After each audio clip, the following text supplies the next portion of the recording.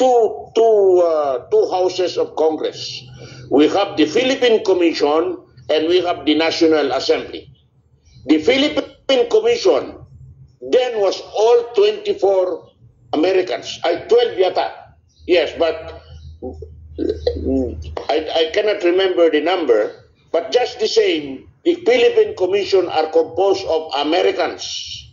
That is the higher house. That is the Senate. But they call it then the Philippine Commission. The Filipinos were involved only in the National Assembly. And that started the colonization of the Philippines by the American government. Now, we have also one thing that we should also remember. When the Treaty of Paris was executed in 1889,